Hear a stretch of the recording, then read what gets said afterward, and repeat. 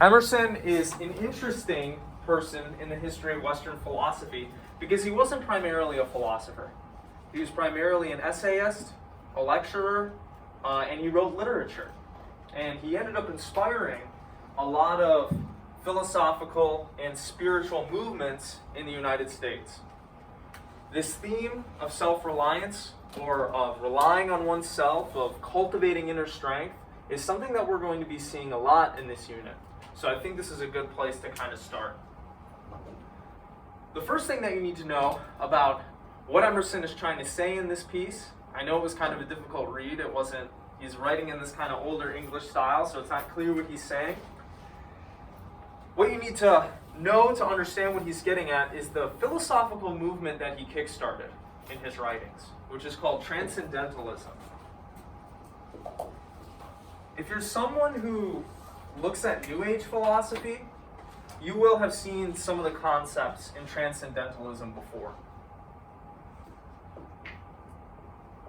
It was a kind of philosophical and a social movement that Emerson is touted as the godfather of, that developed in the 1820s and 1830s, primarily in the United States.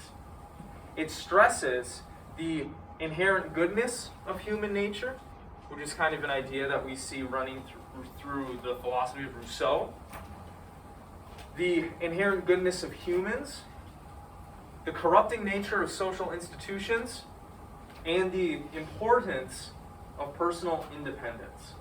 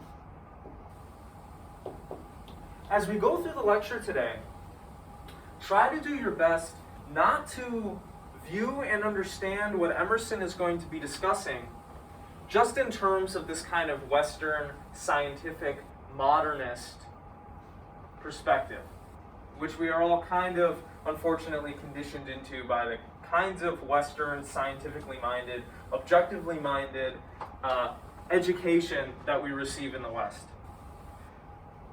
The people who are a part of this movement, and Emerson, had some strange metaphysical views and ethical views.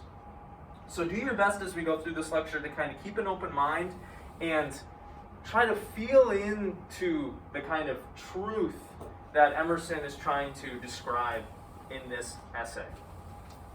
Now, one of the important things about transcendentalism is this idea that transcendental experiences are not these crazy things that you need ayahuasca or mushrooms or 30 days of fasting to have.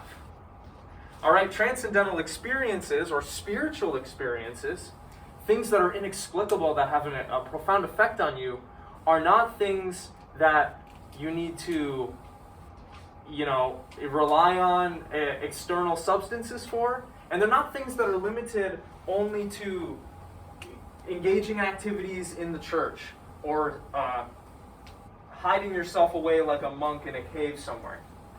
Rather, there's this idea in this movement, in this school of philosophy, that if we just paid attention to what was going on in our daily lives, if we became comfortable in our bodies and in our own minds, we could have transcendental experiences every day. And that actually transcendental experiences are happening all the time if we just kind of key into them.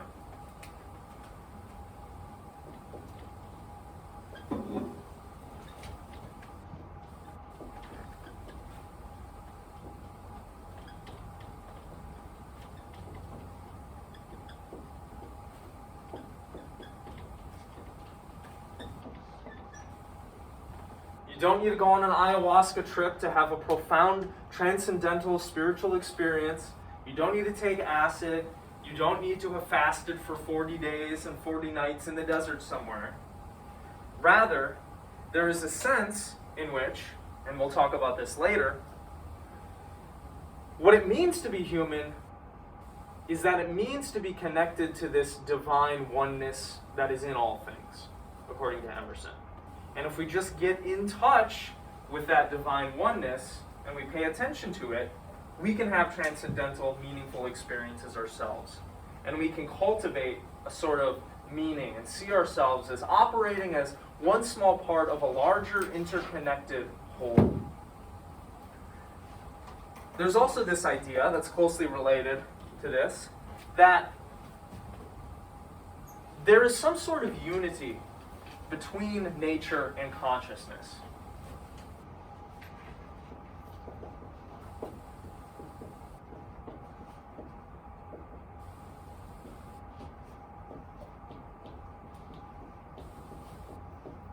Our Western scientific education teaches us that there is a firm distinction and separation between what's going on in your head and what's happening out there. The kinds of experiences that you have in your mind and whatever is going on in nature around you. The protons and electrons are flying around and there are waves propagating and all these different things, and that these are separate things. That is not what the transcendentalists believe. They believe that everything that is occurring in the universe is part of some process in flux, and that everything is interconnected. There isn't a firm distinction or separation between nature and human consciousness. Rather, they're part of a larger whole, and they're integrated in a certain way. The problem with the kinds of educations that we receive and societal conditioning that we experience is that it teaches us that this isn't the case. It teaches us that there is a firm distinction and separation between all things, and that it is possible and desirable to have this kind of third-person objective view of everything. The transcendentalists are going to try to flip that on its head. You'll see that as you listen to this lecture. Thus, physical and spiritual phenomena are dynamically interconnected, and they're not easily separable.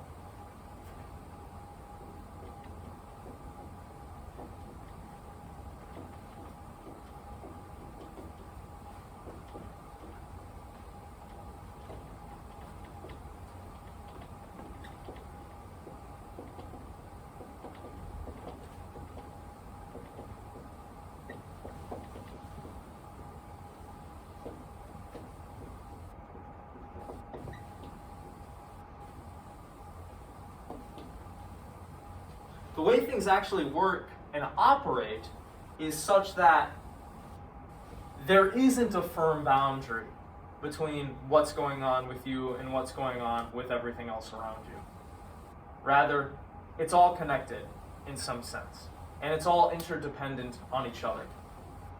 So the kinds of experiences that you have and what you might call the biochemical, physical processes of nature that are going on outside of you are actually part of one larger process, one larger unified whole.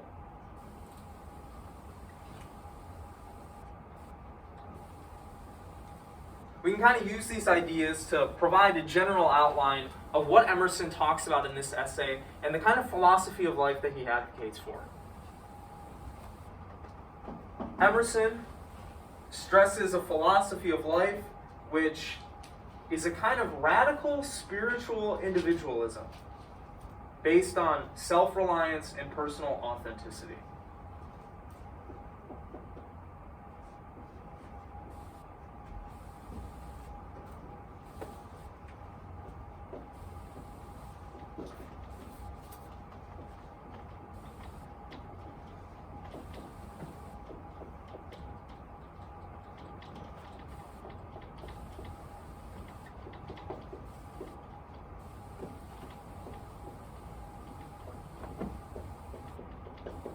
ultimately what Emerson is going to say is that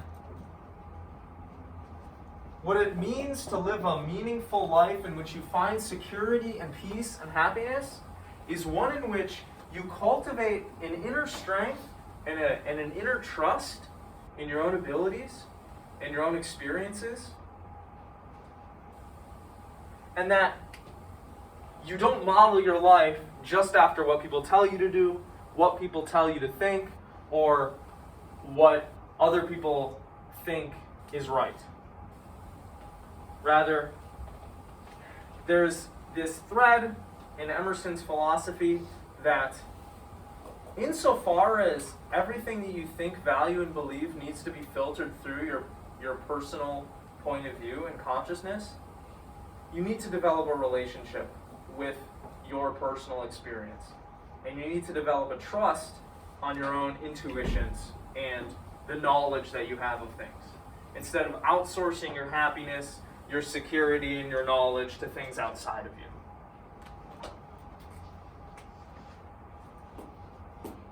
Before we jump into what Emerson has to say exactly in this essay, I'd like to trace or outline some of the characteristics of human consciousness that are becoming more popular in philosophy of mind that should help give us a good frame with which to understand what Emerson is getting at and why he phrases things the way that he does. So now I'd like to kind of switch gears and just talk about what philosophy and science have to say about the general nature of human consciousness. Because that will provide, like I said, a good frame for understanding what Emerson is getting at.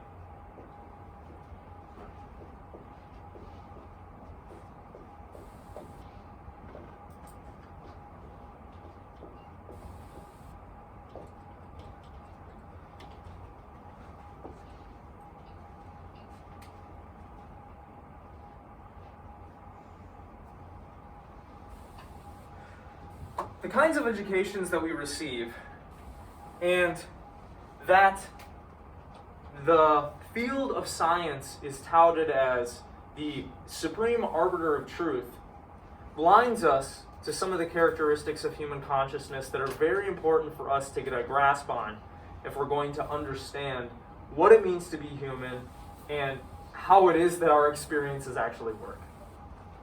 So the kinds of education that we receive in the West tend to have the following flavor to them. They say it's possible to have a third-person objective view of things in which you're not biased about anything, in which your own personal thoughts and experiences don't color your evaluation of what's going on. That such a third-person objective point of view is desirable, and that it's correct. That this is the right way to see things, and this is the right way to go about solving problems. Now, there is a grain of truth to all this, for sure. A lot of what we have today in modern society, we have because of the advances of science and technology, and of utilizing this kind of third-person objective point of view. But what embodying this kind of belief and this view does is it blinds us to the fact that all of the perceptions, thoughts, and feelings that you have are filtered through your personal experience.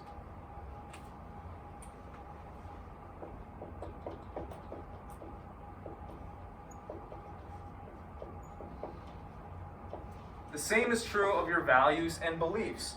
Everything that's going on in your mind is connected to and downstream from your personal consciousness, your personal subjectivity.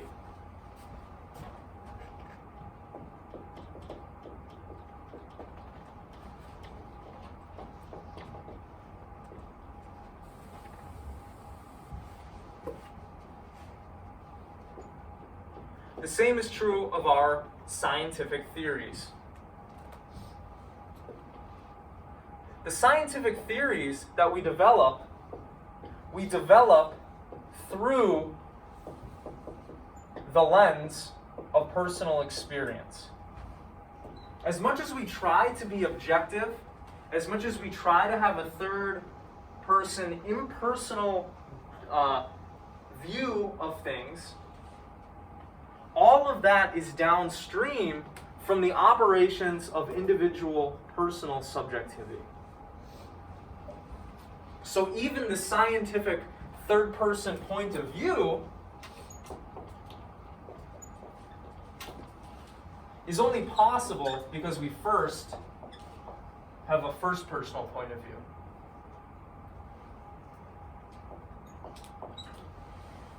And that these objective scientific ways of evaluating the universe are parasitic, in a sense, on first personal subjective experience.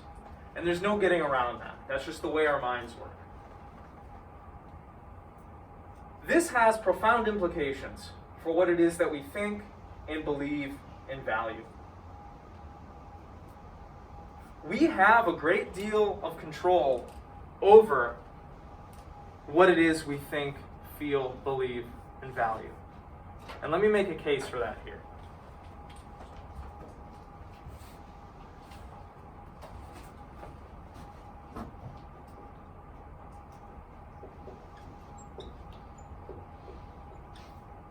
What this fact reveals is that the way we think and the way that we act depends, in a sense, ultimately, on intuition, faith, and a presumed self-authority.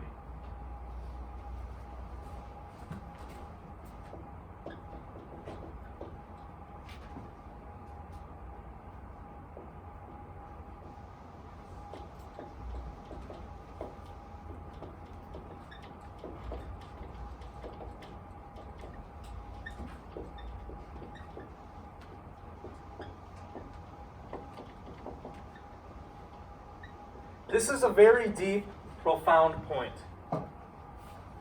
And I doubt you're going to fully understand what it means just within the context of this lecture. It's something that you're going to have to think a lot about. It's something that I still don't fully understand. I'm not sure anybody does. But imagine the following scenario.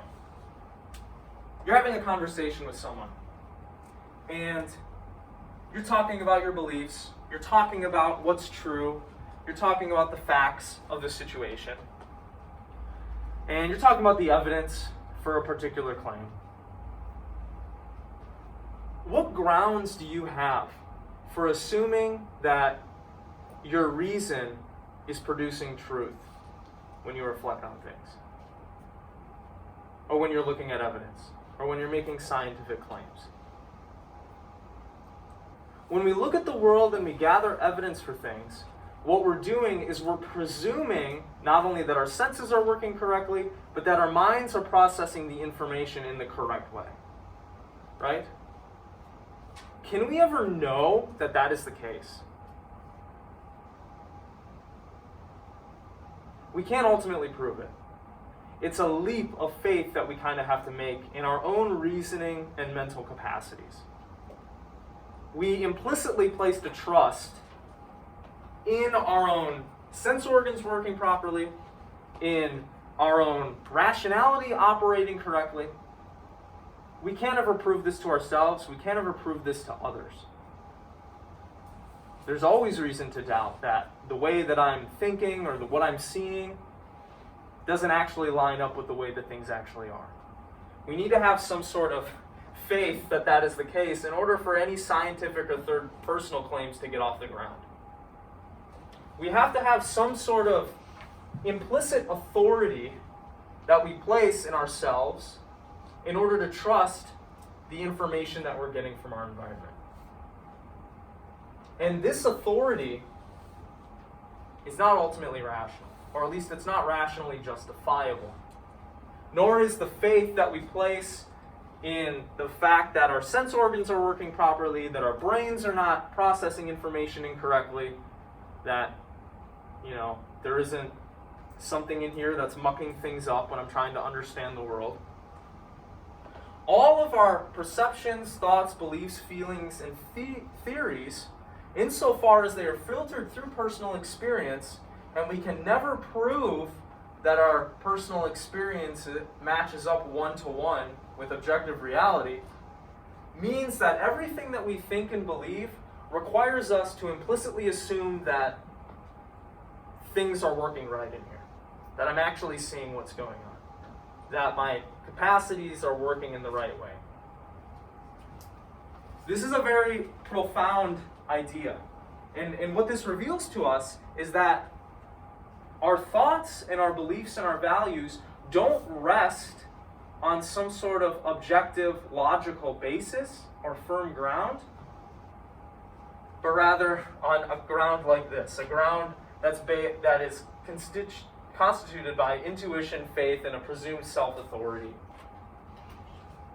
It's a very profound idea, and it has startling ramifications, but we're not going to get into all that right now.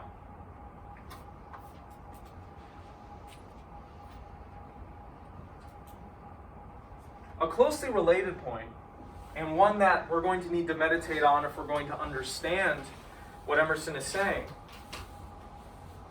is this idea that insofar as our beliefs, our theories, our values, and our thoughts are based on kind of a first personal ground like this, is that a great deal of what reality means to us and how it affects us is stuff that is personally under our control in a large degree.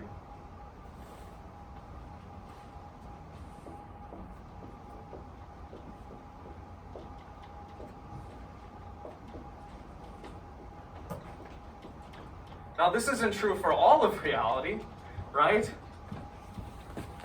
If you're starving, you can't just make yourself not feel the pains of hunger, right?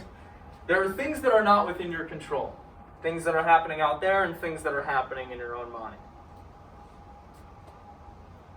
But a lot of what reality means to us and feels to us is within our personal control.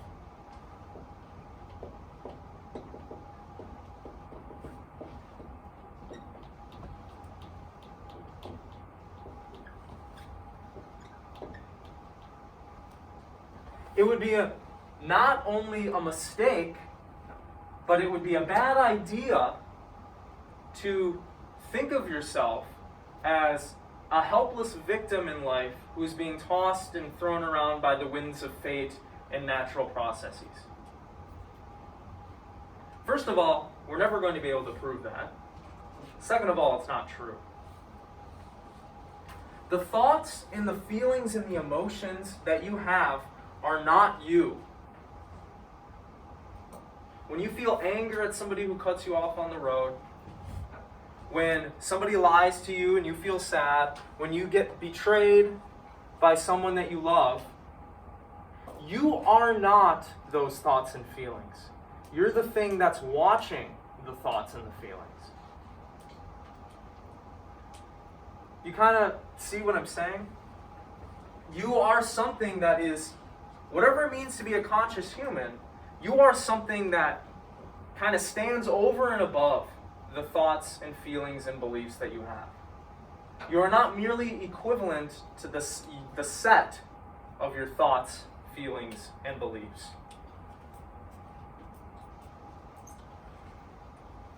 Gotta find a marker that works well here. Maybe this one.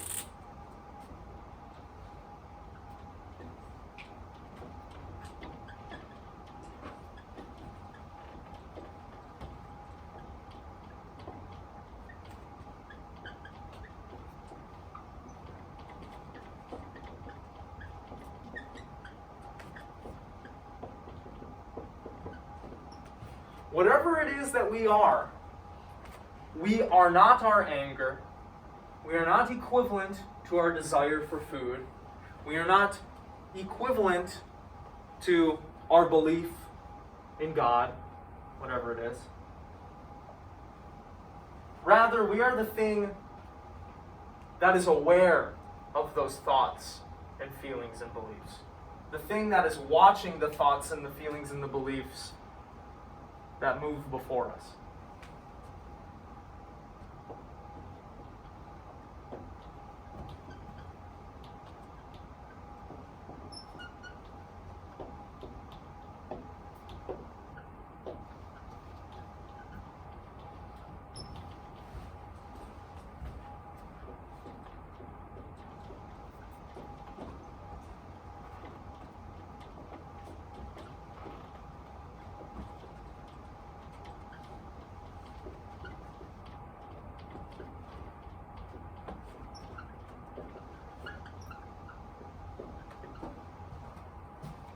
If you picture the mind as a stage,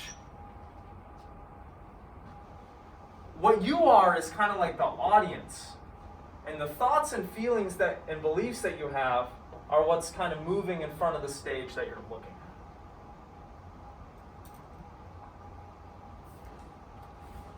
at. Thus, there is a sense, this doesn't capture the whole picture, but there is a sense in which everything we believe, value, and feel, and subscribe to is in a part dependent on our own will.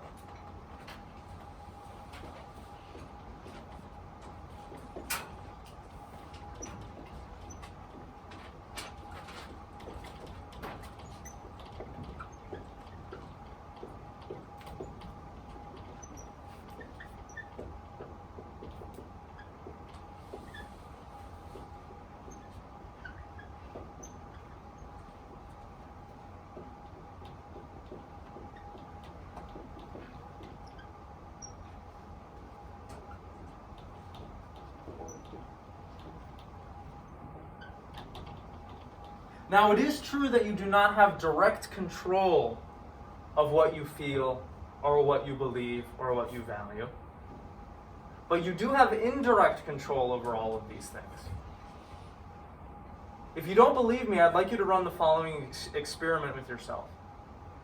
If you're a progressive, for the next week, watch only conservative media on YouTube. I bet you your thoughts and beliefs about things will change. If you're a conservative, watch only hyper-progressive media for the next week. And I bet you $1 billion your thoughts and beliefs and attitudes about political issues will change. It's the same thing about our beliefs and our thoughts in a wide range of issues and domains. If you don't believe in God, go to church for a year and pray every day. And I bet you will cultivate faith in God. I bet you almost anything. There is a sense in which what it is that you believe and value and think is what you allow yourself to believe, value, and think. Now, again, you don't have direct, full control over all of this stuff, but you do have a lot more control than you probably realize. You can't just change. If you're feeling anger, if you're feeling hungry, you can't just turn that off, right? If you feel, unhappy or insecure in a situation, you can't just, change how you're feeling by the flip of a switch. But there are things that we can do and orientations that we can embody that over the long term will change these things. And thus, there is a sense in which everything that you personally believe is something that you allow yourself to believe. You could always be acting in a way that would produce a different belief.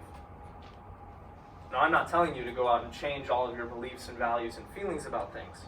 But what I hope this reveals to you is this sense in which your interactions with the universe and how that makes you feel is something that you have a large degree of control over, which is something Emerson is going to be harping on again and again implicitly in this essay. So now let's jump into it. I'm throwing a lot of information at you, but that's because there's a lot of stuff that I want to get through here. This is background information for understanding what he's saying. And also, I hope to show you a video that kind of summarizes this and hopefully gives you a different perspective on the quality of your own life.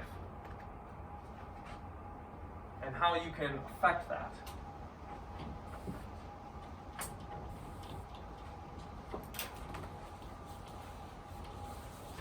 This is one of Emerson's most famous essays. Another one, if you're interested in this philosophy or this way of thinking, is called Nature. That's another cool, interesting essay to read. This essay on self-reliance is written from the point of view of understanding and describing human consciousness and what's going on in the human person. This essay on nature is trying to take a more kind of holistic view of the universe. Like, what is nature? How does nature work? And how is that connected to the human person?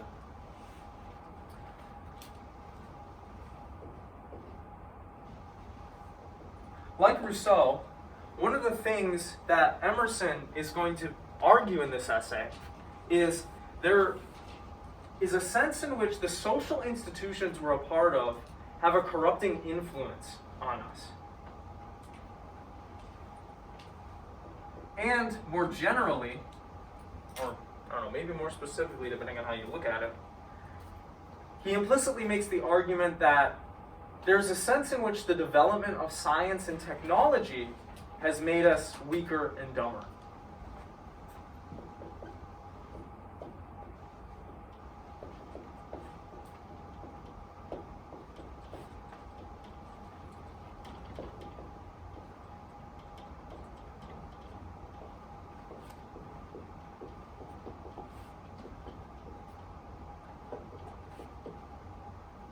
And less self-reliant.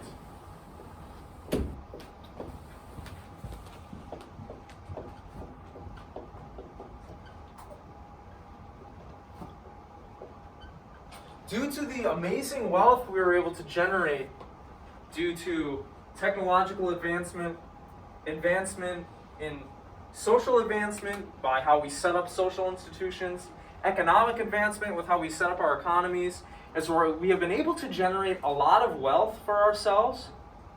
We've been able to pull a lot of people out of poverty. So much so that some historians think that nowadays, people in the West, particularly in the United States, are living in an age of decadence. What happens when people live in a decadent age for too long? Do they stay strong and good and virtuous people? Not usually.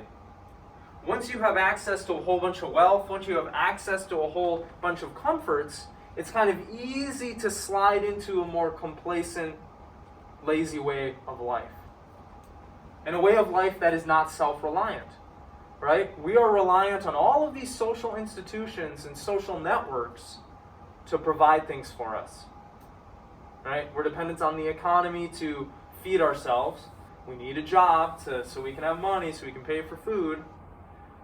Many of us don't know how to go out and trap and clean and cook the food ourselves. Right? We're dependent on the expectations of others to give us happiness and security. We're dependent on technology to do a lot of things in our lives.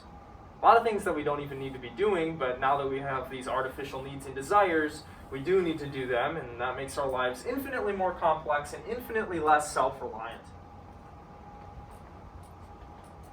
Also, because of the advances in philosophy and science, it's easy to see how people have kind of become more prideful now. Everyone assumes that they know the truth. Everyone assumes they know what they're talking about. Doesn't seem like the majority of people nowadays interact with others in a way in which they presume the other person knows that they have something to teach them. Right? We're all just yelling at each other about who's right and who's good. Those are the games that we seem to be playing.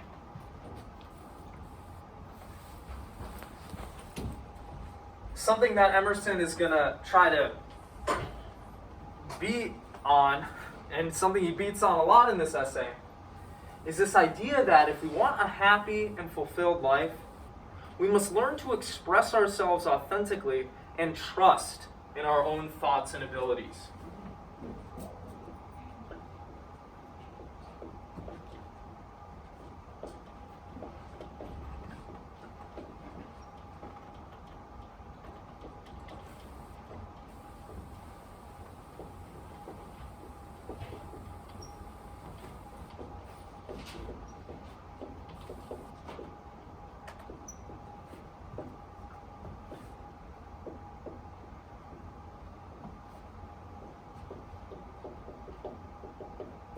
something that Fromm talked a lot about in his essay, The Present Human Condition, is directly connected to what Emerson is trying to get at here.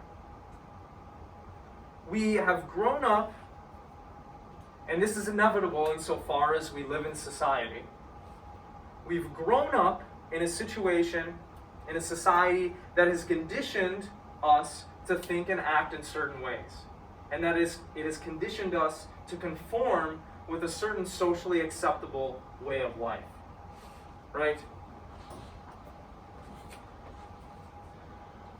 We all must struggle with the encroaching influences of society to make us like everyone else. Right?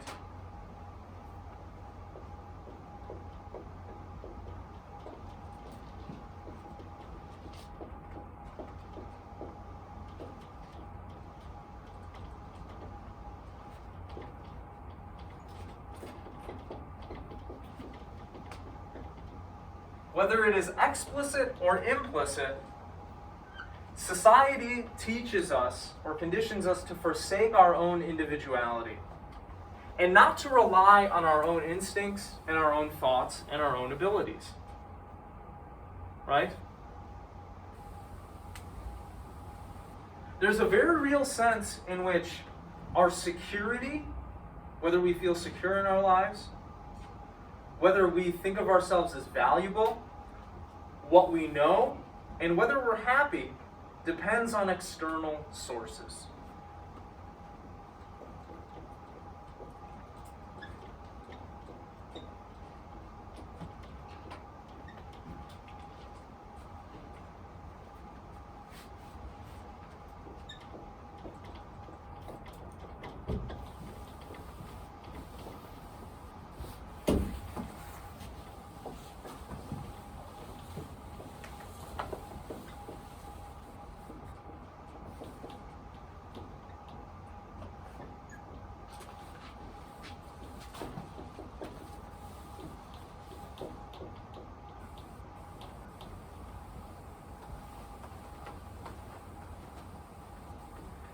Do the things that you value, did they originate inside of you? Do they flow from an authentic sense that, you've thought about it and you've considered your values and you're acting on them?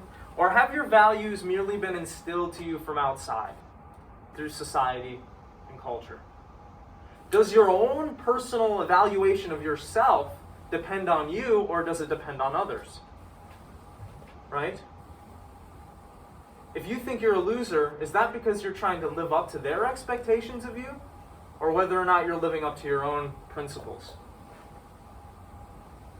If you're not happy and secure in your life, is that because you have externalized all of those things that are going to be required for your own happiness and security? Have you oriented and structured your life in such a way that your happiness and security depends on all this crap outside of you being a certain way, so you need to control all that to make sure that's a certain way so that internally you're happy? Have you actually thought through the issues? Have you actually personally investigated what the truth of the matter is, or do you just believe what other people tell you? Does your knowledge come from outside of you, or through your own personal evaluations and reflections of things?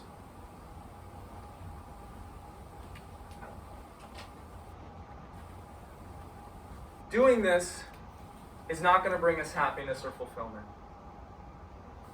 Emerson argues. It's only going to bring us pain and suffering. Insofar as the universe is this giant thing that is constantly in flux and changing, externalizing all of these things onto a changing landscape is not going to allow us to live happy and successful and fulfilled lives long term. Rather, what we need to do, according to Emerson, is cultivate self-reliance and self-mastery. These are the things that are going to grant us security, resolve, happiness, and strength.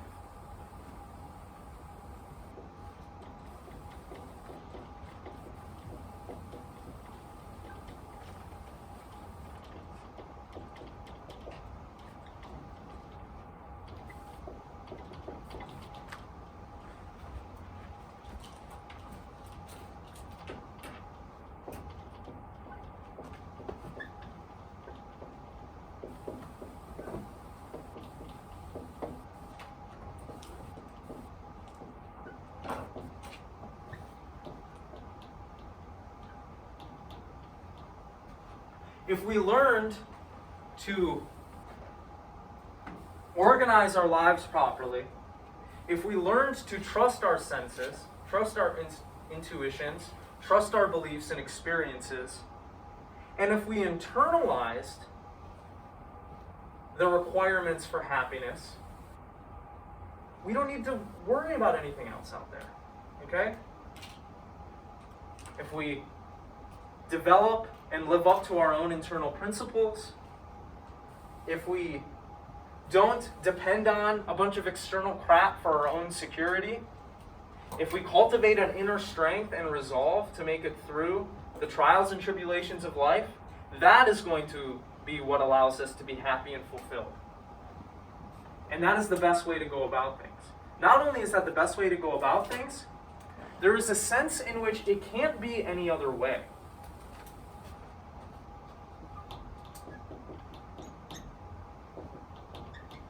Now, what do I mean by this?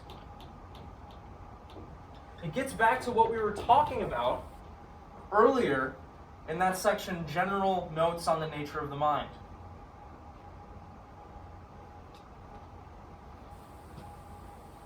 If you externalize the requirements for these things, that is something that you're allowing yourself to do.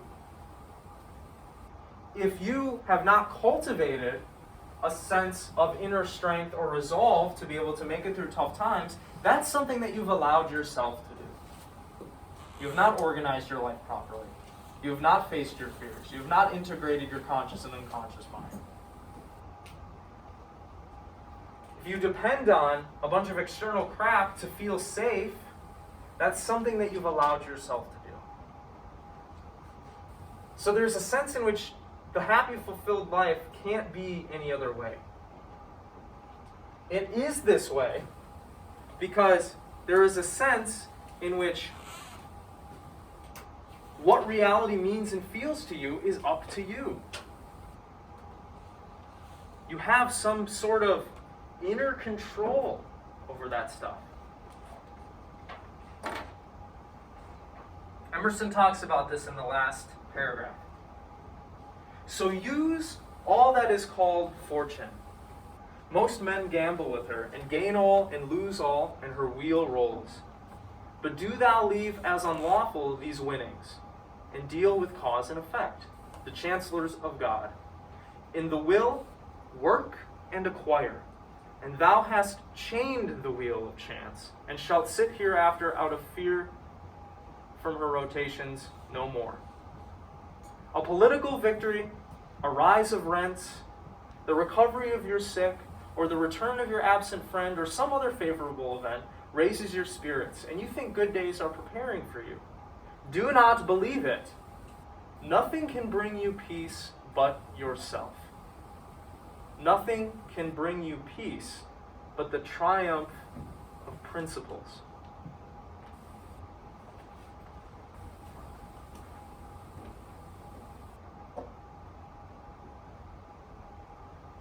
We must, Emerson thinks, seek after truth, inner strength, and goodness, not the social perspectives of all of that stuff. Okay? We get this sense when we read Emerson that he has a very rebellious spirit, right? He's constantly saying, fuck what other people think. Fuck what they want me to do. Okay, I'm going to do what I want to do. I'm going to believe what I want to believe. As long as I seek after goodness and truth, that's what matters. And I'm going to be fine and happy. And I'm not going to rely on the social landscape, their expectations of me, whether or not they agree with what I'm doing. I'm not going to rely on any of that for my happiness. And I'm not going to feed into those systems and structures that do make me externalize that stuff. That do make me dependent on things outside of myself over which I don't have any control. I'm not going to do that, he says. And that's not the way that we should be living.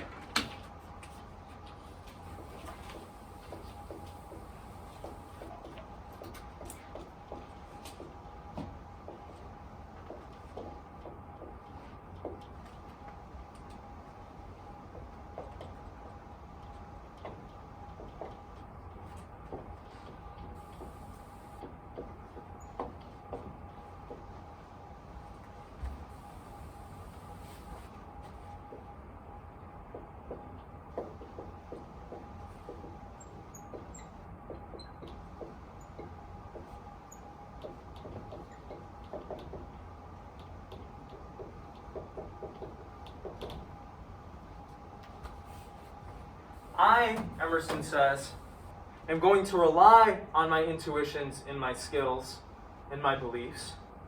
I'm not just going to always trust what other people tell me I should think or believe or how I should act. I'm not going to base my knowledge on other people's testimony. Okay, I'm going to base it in my own subjective experience. I'm not going to succumb to what the socially acceptable way of life is, which in our day and age is one of comfort. It's one of gratifying pleasure, right? Nowadays, we're taught, don't do things that are going to make you upset. Don't do things that are going to make you sad. Don't do things that are scary. Watch your Netflix, eat your McDonald's, buy your designer clothing. Live a comfortable life. Comfortable life isn't going to produce inner strength and resolve or self-reliance. And Rousseau says, I don't give a shit what other people think is moral. Their moral claims have no power over me.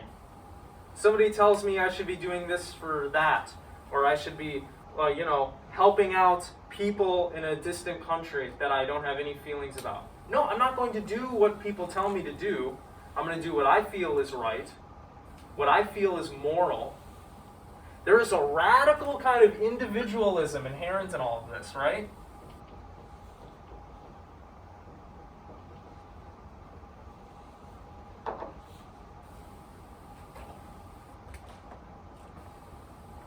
A radical individualism.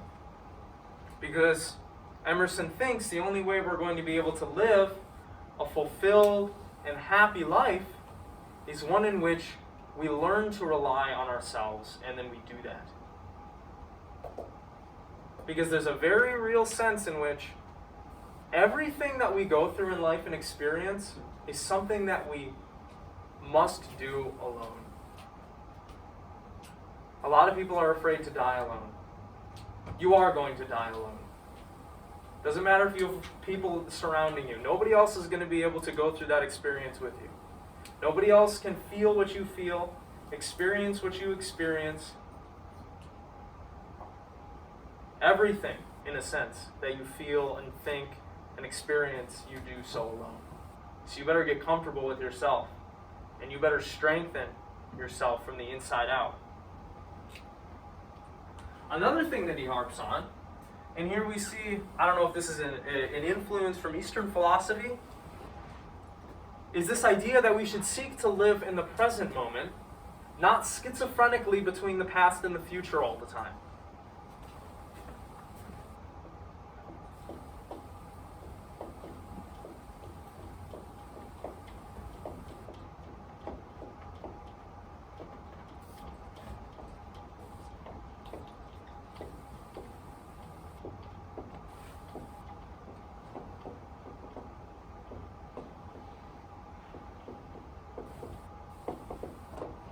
So much of how we're currently living our lives is not in the present moment, right?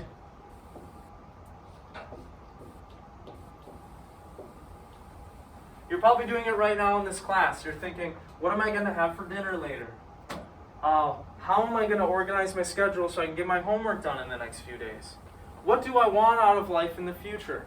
Oh shoot, that memory came back. That's really embarrassing in 4th grade when that thing happened. There's a sense in which, and this is something we see in Eastern philosophy, nothing exists except for the present moment. Whether you're looking at what's happened in the past or you're thinking about what's happening in the future, all of that is done within the present moment. Right? You're placing your mind somewhere else, but you're doing that now. Right? You're not doing that then. You're not doing that in a time that hasn't come yet. Everything occurs in the present moment, in a sense. And so, if we want to be self-reliant, if we want to have inner strength, if we want to be able to cultivate focus and resolve, we focus on now. What's happening around you right now. Present moment.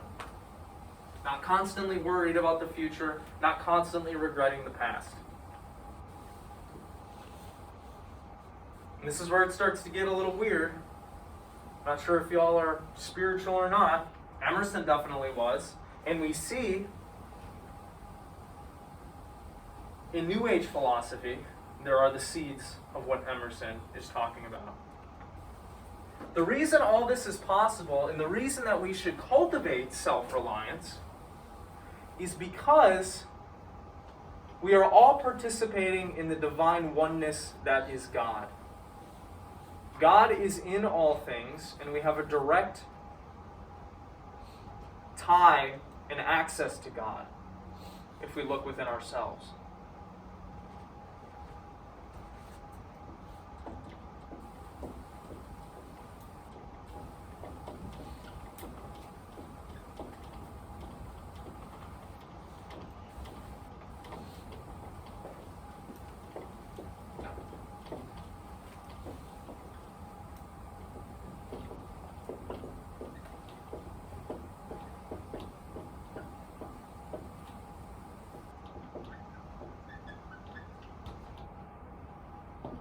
Here, let me get another marker.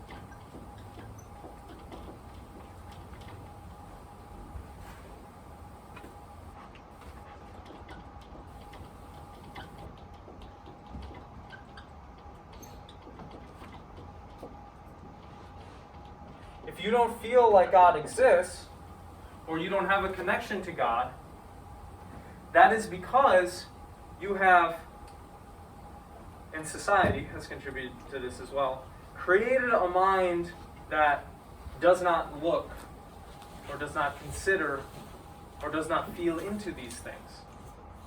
You have cultivated kind of this third, personal, objective, distanced view from the very ground stuff of reality and experience.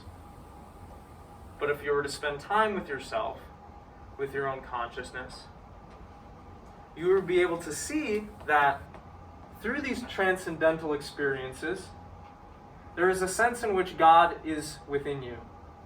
And you have a direct access to this divine oneness that is in all things, but is not equivalent to all things, right?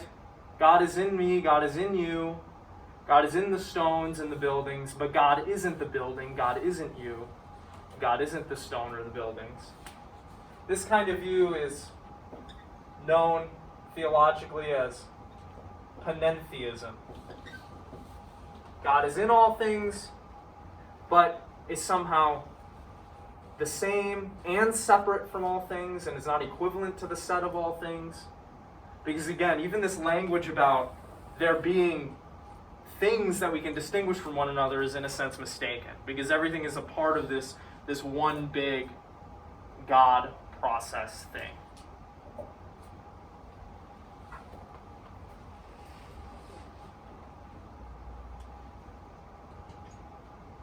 To summarize some of these views, and before we jump into a conversation about this, I just want to play a video for y'all. I think this video does a good job of explaining what Emerson is trying to get at here.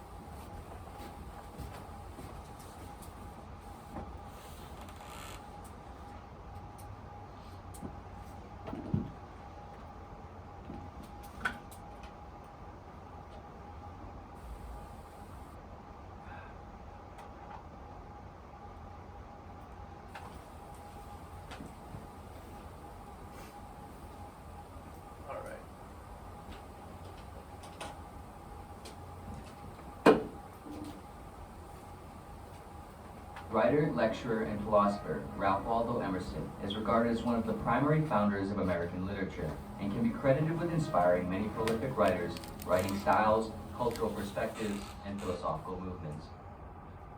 Emerson was born in 1803 in Boston, Massachusetts, to Ruth Haskins and William Emerson, his father being a Christian minister descending from a lineage of previous ministers.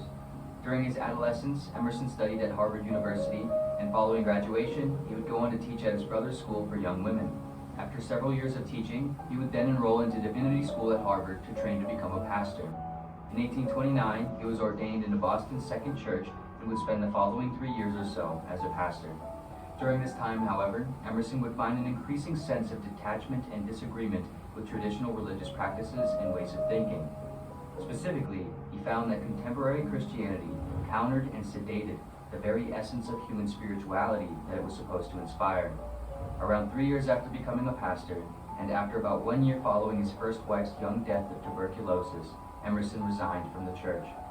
I have sometimes thought that, in order to be a good minister, it was necessary to leave the ministry, Emerson wrote in his journal. Following his stint as a pastor, Emerson spent the next years writing and publishing his first major essays while developing a career as a public lecturer. Emerson would make his first significant mark on the public with his controversial lectures that suggested the value of separating from commonly withheld religious ideas and traditions, and in place, argued for infusing new, independent, forward thinking that relied on the self for divine experience and understanding. During the following decades, Emerson continued giving lectures and producing several major influential works of literature. He would soon become recognized as one of the mid-19th century leading writers and thinkers, inspiring individuals like Henry David Thoreau, Friedrich Nietzsche, Walt Whitman, Emily Dickinson, and innumerable others, as well as being the key figure in helping give way to new cultural perspectives and philosophical movements, especially the philosophy known as transcendentalism, which Emerson is regarded as the father of. Emerson's philosophy can perhaps be best explained in two of his most famous essays, Nature, published in 1836, and Self-Reliance, published in 1841. Between these two works, Emerson primarily discusses man and nature being a unified singular whole, the value of trusting one's own intuition and sense of reality, and the realization and forthright expression of one's unique greatness and truth. More specifically, Emerson posed that all of nature is an expression and permeation of one metaphysical essence of the universe, or God, and that we are all both the expressions and expressors of this singular oneness. Nature in its ministry to man, Emerson wrote, is not only the material, but is also the process and the result. In this, there is no separation between humanity and nature, where humanity can will itself onto nature, nor nature onto humanity, but rather, everything is essentially nature interacting with nature. Standing on the bare ground, my head bathed by the blithe air, and uplifted into infinite space, all mean egotism vanishes. I become a transparent eyeball. I am nothing, I see all. The currents of the universal being circulate through me. I am part or particle of God, Emerson wrote. For Emerson, the distinction between the trees, the bugs, the dirt, the stars, and everything else is all but a phenomenal distinction, not necessarily a real one. Rather, he believed that God is one thing found in everything and through everything, every object, every individual, and every particle of existence in the eternal now. As such, for Emerson, the transcendent spiritual experience is not found from any outward, previous, or future source, but within the individual in any given moment. Moments where one's own mind illuminates the common features of their surroundings with potency, beauty, and interconnectedness. Alongside this, Emerson also asserted that nature is in a constant state of flux and that we must live in coordination with its process, trusting our own intuition and flowing with the changing self. In order to do this, he argued that we must not hold ourselves to ideas, beliefs, or traditions of the past, including our own. Rather, Emerson suggested that our state is subject to change, and consequently, we might feel or think one way today and the opposing way tomorrow. Instead of fighting this, however, Emerson argued that we must lean into it. No man, he wrote, can antedate his experience or guess what faculty or feeling a new object shall unlock, any more than he can draw today the face of a person whom he shall see tomorrow for the first time. In other words, no one can know what life might be like tomorrow, nor what such life may cause one to think or feel. However, one must move with it and live according to the present now. Out of this emerges what is perhaps Emerson's most popular concept, known as self-reliance. Emerson argued that we often neglect to ever realize the unique perspective and greatness that comes from our particular culmination of experiences and states.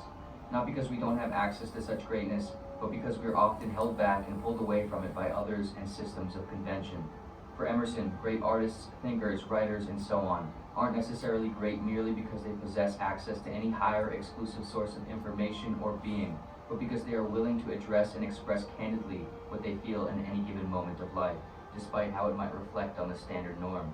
And in doing so, they reveal not only their unique take on the world, but also the thoughts and sensations hidden within a great many others who feel the same. Arguably, great artists and writers aren't merely popular because they say something no one has thought of or experienced before, but because they say something that most of us have, but weren't sure if we were right to do so. Emerson believed that for the sake of one's work and sense of self, the individual must rely on themselves alone and recognize that what they feel and think is real and legitimate. In a very Cartesian idea, if we can know anything at all, it is merely that we exist, and if we can suppose anything at all, it is merely our own experience. This does not disparage our sympathy for others' ideas, nor our connection with the natural world, but rather it serves to prevent the disparagement of ourself amidst it all. It serves to promote trust in our own unique interpretations and experiences, and encourages us to express their individual merit. In slight contrast to Emerson, it appears reasonable to also argue that perhaps there are variations in the resources and conditions of each individual, and thus one's ability to trust and or express themselves is not always equal. If nature and human is a unified whole carried out through a process of self-fulfilling change, is it not also possible that one's own ability to defend and tap into themselves is part of a natural order and fluctuation beyond one's will? Of course, this simply serves to beg the question that if we were all transparent eyeballs, how much say do we have and how much vision we have? Perhaps Emerson's concept of self-reliance can still exist in harmony with this question. Perhaps so long as one authentically stands in their own position of confusion and limitation, they still remain in accordance with their own relative truth and greatness, and the notion of self-reliance holds steady. Of course, like all philosophies and philosophers, Emerson's ideas in general aren't without flaws or counter-arguments, but it is the fault of our rhetoric that we cannot strongly state one fact without seeming to belie some other. I hold our actual knowledge very cheap, Emerson wrote. With this, Emerson himself suggested that he never spoke with any objective certainty or final truth regarding what he thought. For this and other reasons unmentioned, self-reliance and individuality is not easy. It does not simply come from agreeing with poetic prose. To know and trust oneself in the face of consistent change, confusion, in a world that works to consolidate everyone is perhaps one of the hardest things anyone can do. And furthermore, not always, but certainly some of the time, it comes with the risk of some amount of separation from the common populace and conventional norms. However, perhaps the question one must ask here is, if all we can know and experience is ourselves, how can any life be lived fully if one denies themselves before even trying? If we hide or hinder ourselves out of the fear of rejection from others, are we not, in essence, rejecting our own self first, the only person we truly and inescapably have to live with? Emerson's work is a reinforcement and reminder of the importance of combating this, to attempt to live in the spirit of individuality, self-honesty, and authenticity in each moment and in each context of life, to raise the sail of one's own ship using the unknowable force of the wind while steering as best we can, always moving forward, finding beauty in the vastness that surrounds us, and creating ourselves anew.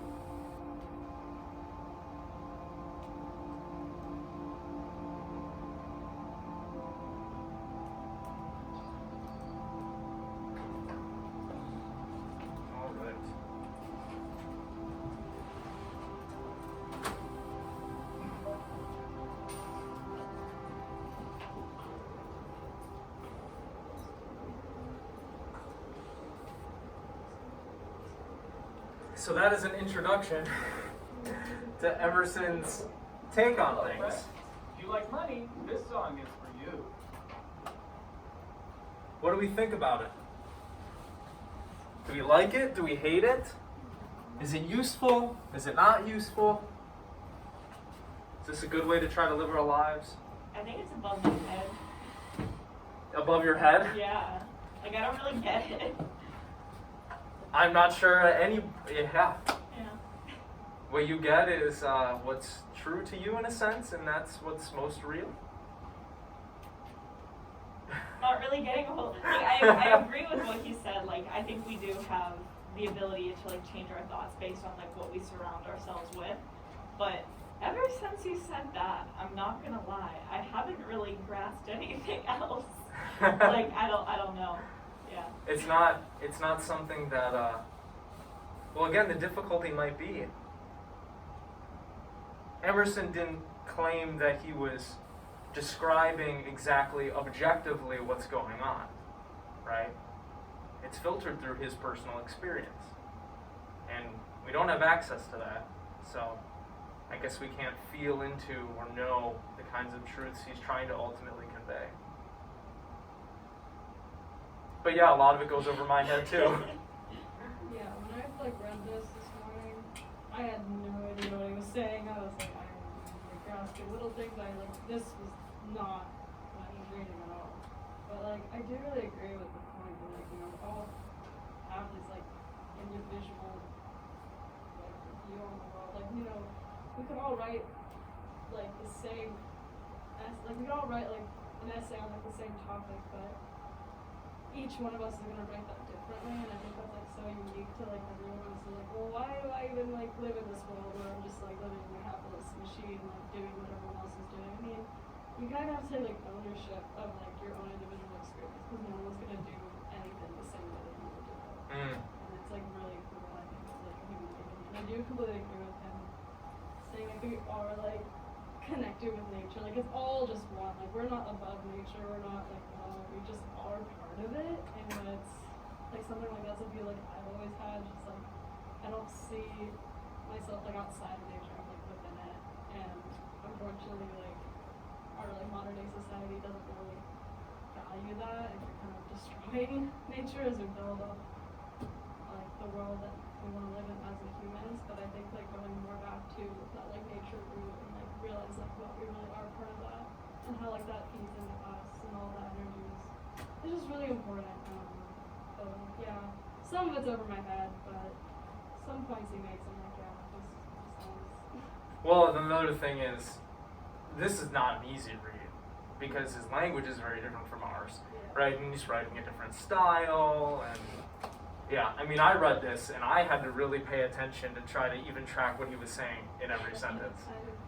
So it does sound very New Agey, though, right? I don't know, have y'all studied New Age philosophy and stuff, or I don't know what the kids are studying nowadays. There are parts of it that you agree with, disagree with? I like the self-reliance and trying to not find happiness from outside sources, but does that mean you shouldn't find happiness there? Because if you someone okay, you have a kid, you're happy, there's this little baby, you're oh, this is cool, I made this. Should you not feel that, or should you not rely on that?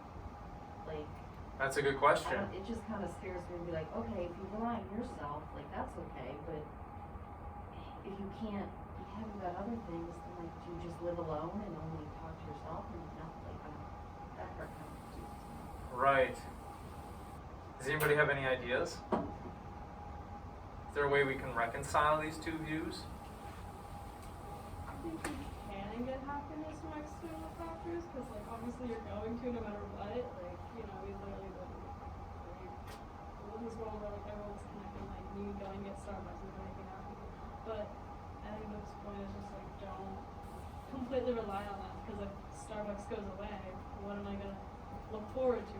You know what I mean? It's you gotta find that happiness and self-reliance in yourself, but that doesn't mean you can't get happiness from external factors.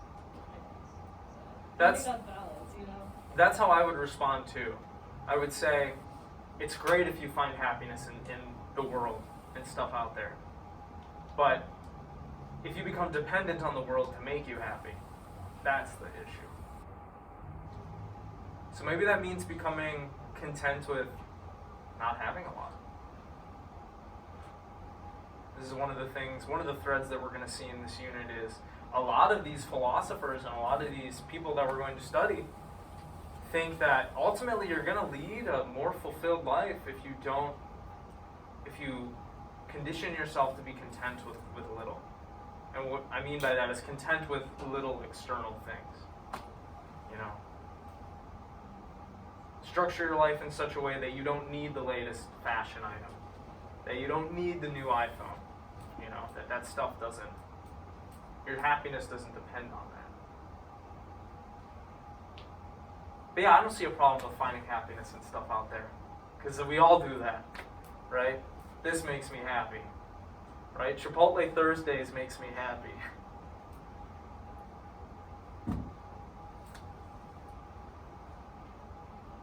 I know, I'm giving you a lot to think about. Starting off strong with this reading. Intense. Are there any things that you disagree with or agree with? I think like personally through learning about all these different people and what to actually like think, I feel like they're just like all of them are just my ideas were like this is what you should do, this is what you shouldn't do, this is what you should do to be a moral person. And that's just kind of like frustrating sometimes, I feel like, to just have all of these things like surrounding you, just telling you what to do, what not to do. When like it's really no one else's business as long as you're not hurting someone else. Who cares? Do whatever you want.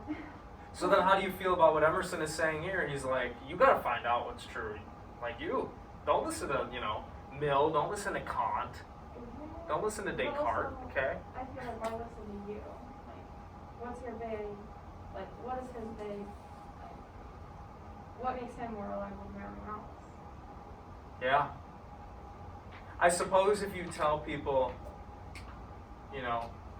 trust and listen to yourself, and then you say with the caveat, but that's just my view.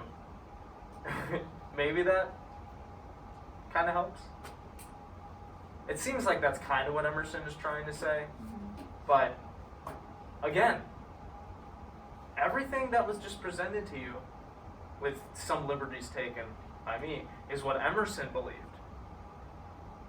Don't just listen to Emerson. Although, if we don't just listen to Emerson, are we listening to Emerson? Then we can get into weird logic puzzles, but we don't need to think that hard about it.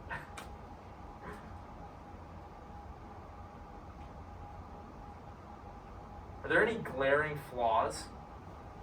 Or any things that he missed?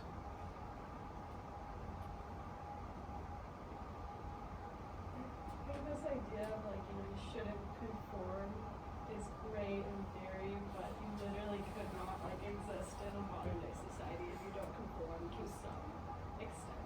Yeah. And the essay we just wrote, I did on I was talking about social rules, that we all follow these social rules, don't talk in the movie theater. I love talking during movies, but I have to follow this social rule when I go to the movie theater until I don't annoy everyone else.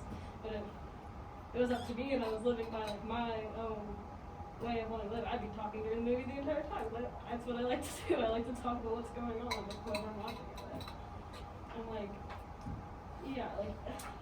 And obviously if everyone would just stop conforming and all live our happy lives, it'd be great. But realistically, we can't do that unless we completely start over society and burn it all out. You know what I mean? Right. It kind of sucks because I want to go out and be my own self. I have to still pay my taxes and pay my rent, or else I'm not gonna have anywhere to live. And it's it kind of sucks. I guess that you just. It's kind of leading us on, oh, don't do any of this, but then you realize and you actually reflect, well, I have to if I want to live. Right. Right. If we want to participate in society, we have to conform to a certain degree. Yeah. Can't have, sweaty raves in the Starbucks whenever we want, right? Or whatever it is, doesn't have to be that. I totally agree with him. Self-reliance is great. Personally, I don't make myself happy whatsoever. I rely on other people for my happiness. I don't know. It's bad, and I know it's bad, and I can agree with him on that. But at the end of the day, I don't do I don't practice what I'm preaching. And unless he said this and I read it and I had no idea what he was saying. But from our notes today. He doesn't really give you any guide to that, just in case you do absolutely hate yourself. So like I said, I'm all for this. It's just how do you like yourself? How do you become okay with yourself? That's a hard question. Yeah, he doesn't provide us in this essay doesn't provide us a methodology for becoming comfortable with ourselves and loving ourselves or any of that.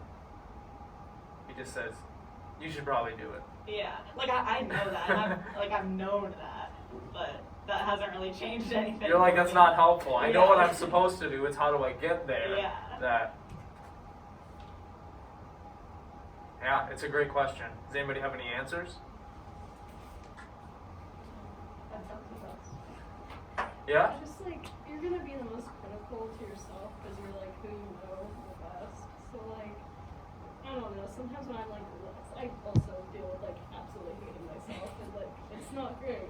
But like, I don't know, a little practice I'm thinking, okay, think of like little child Alex. Like little child Alex who's like innocent as like, how would you treat that Alex, that version of yourself when you were just like a kid and didn't know anything? Kind of just like treat yourself with that kindness that you would like treat a little child. And realize like, yeah, like we all have dark thoughts and we make a lot of mistakes and we're all stupid and don't know what's going on. But like kind of just like learning like self-acceptance and like radical acceptance that like no matter how much you might hate yourself, like it's who you are. So like you kind of have to work with it and like learn to love those parts of yourself. I guess that's kind of like a lot of random, but that's like.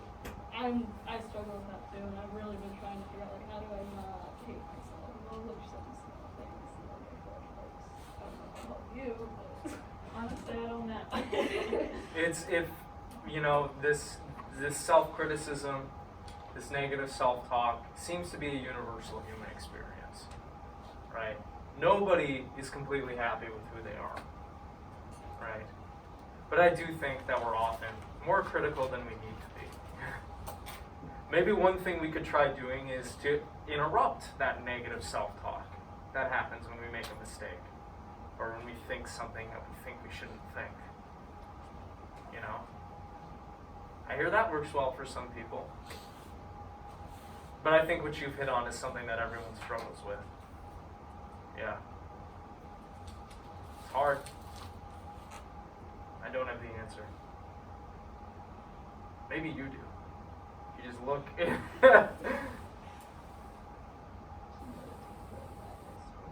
Does anybody think this could go really badly if we all did this? There is that kind of conformity question that we were talking about with society.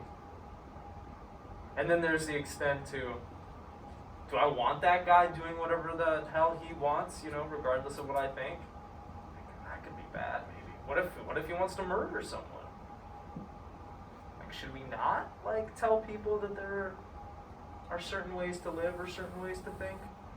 Should we always refrain from doing any of that? Somebody definitely said this, but I feel like that kind of has to do with the social construct. There are some societal rules that you have to follow, don't kill people, don't. That's the main one, I guess. You shouldn't kill people, you shouldn't hurt people. But as long as you're doing whatever you want to yourself and it's not harming others, I feel viva la vie, do as you please. I don't know.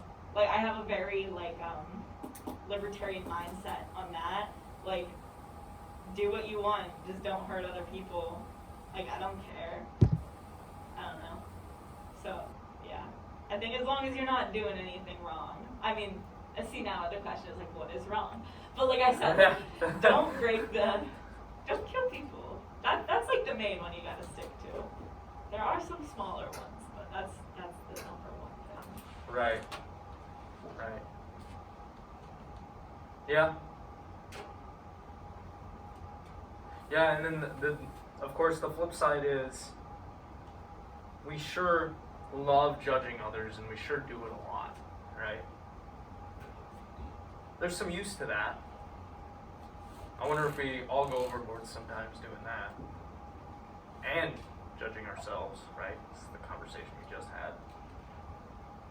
Do you have a comment? Oh, I was going to say something similar to the social contract. I think you covered it pretty much. Does anybody not buy into this spirituality stuff he's peddling? Are you it's not that beautiful and nice, all right? We're just stinky apes.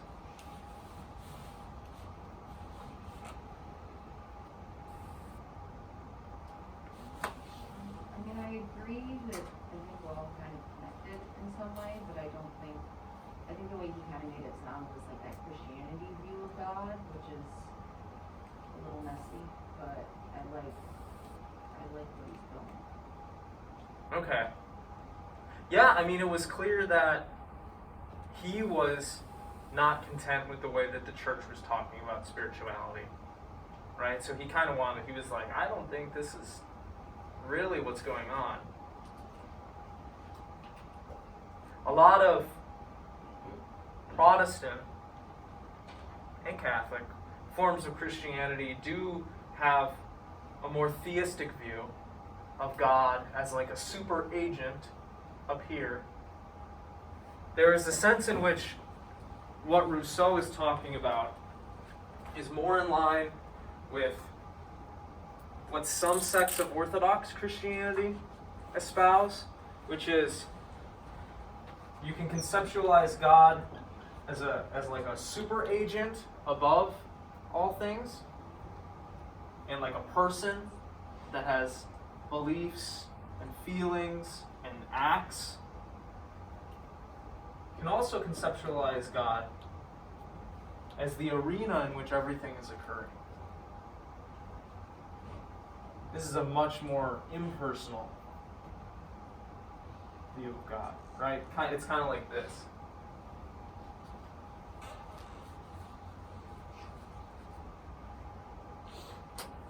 I'm not sure which conceptualization, if God exists, is more correct.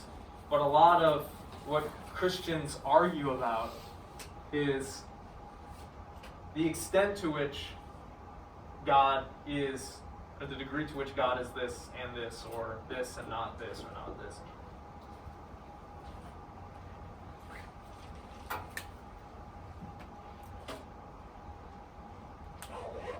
Anybody else have any comments, questions? Probably have a lot of questions. I have a lot of questions.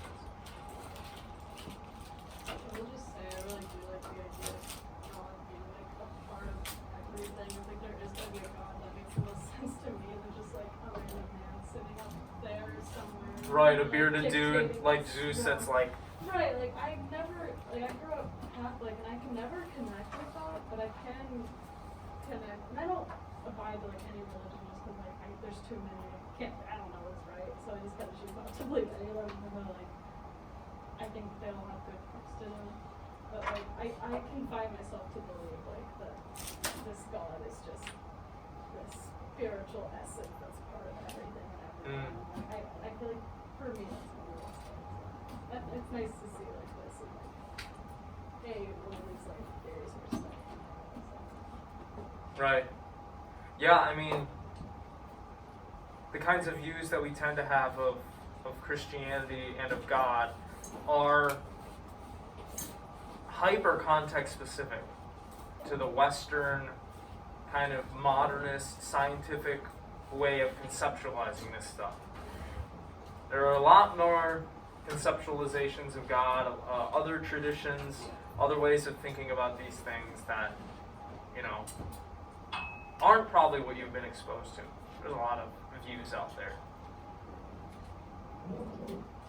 But alright, I'll let y'all go. I hope this was interesting. I hope it's given you some stuff to think about. Think about it. Reflection is good. Helps you grow. I'll see y'all on Wednesday, okay? Have a good start to your week.